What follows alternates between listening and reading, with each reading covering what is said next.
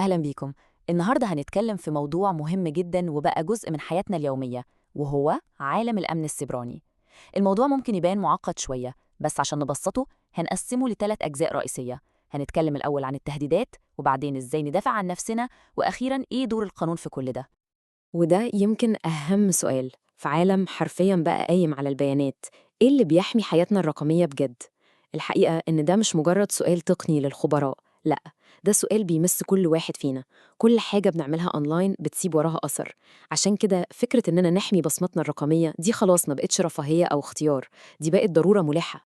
طيب، عشان نفهم إزاي نحمي نفسنا لازم الأول نفهم الخطر جاي منين.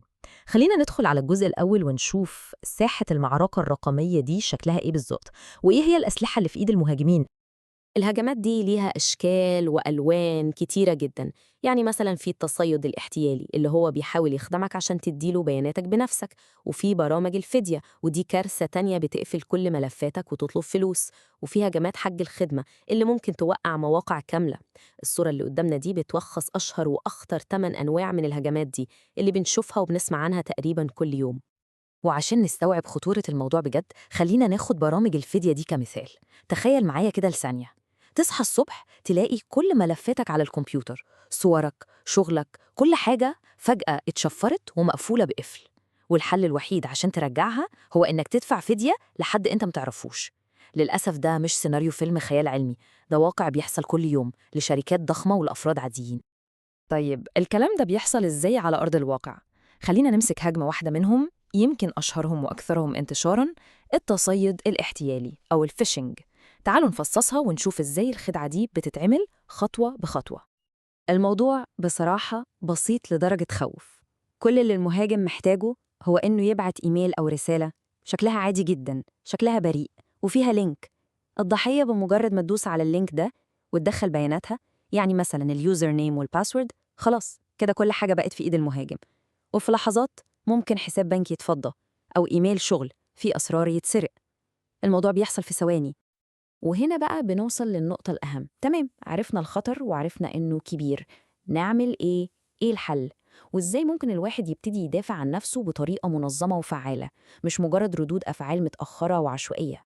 طيب دلوقتي بقى خلينا نسيب ساحة المعركة وندخل غرفة العمليات، لأن الدفاع في العالم الرقمي ده مش مجرد رد فعل وخلاص، ده فن بناء حصون وقلاع منيعة.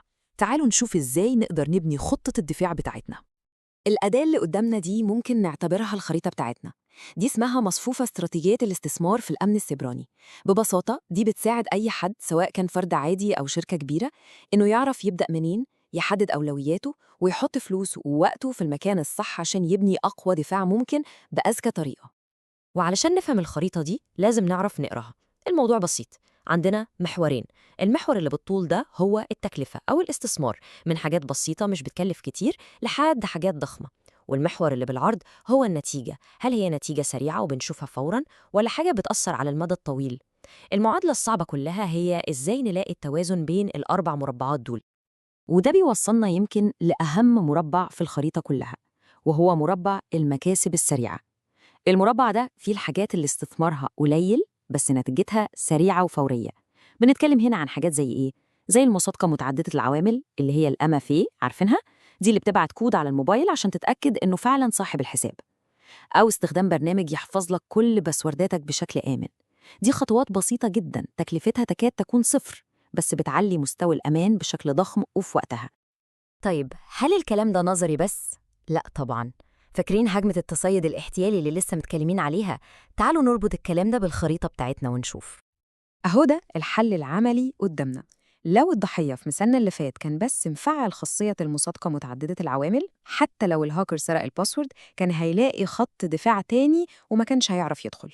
ولو كان في وعي أمني، يعني الناس متدربة إزاي تكتشف الإيميلات المشبوهة دي من الأول، كانت فرصة إنهم يقعوا في الفخ ده هتقل جدا جدا. بس المعركة دي مش بس بين المهاجم والمدافع، لا، في لاعب ثالث ومهمة جدا في المعادلة دي كلها، وهو القانون. القانون هو اللي بيرسم حدود الملعب وبيحط قواعد اللعبة وبيحدد العواقب. وفي مصر الإطار القانوني ده بيتمثل بشكل أساسي في قانون مكافحة جرائم تقنية المعلومات، اللي هو قانون رقم 175 لسنة 2018.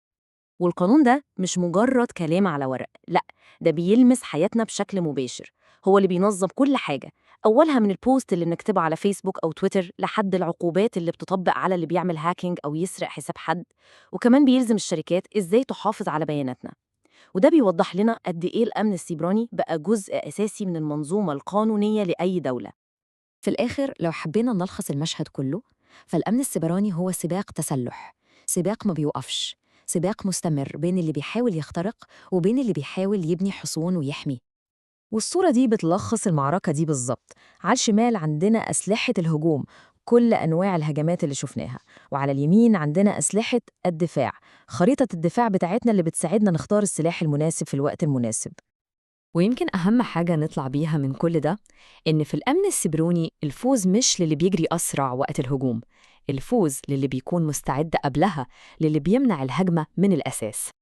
وهنا بنوصل لسؤال أخير نسيبه مفتوح للتفكير. العالم الرقمي ده مش ثابت، بيتطور كل ثانية، والتهديدات بتبقى أذكى يوم عن يوم، والقوانين بتتغير معاها. السؤال هو، هل استراتيجيات الدفاع بتاعتنا سواء كأفراد أو كشركات قادرة تواكب السباق السريع ده؟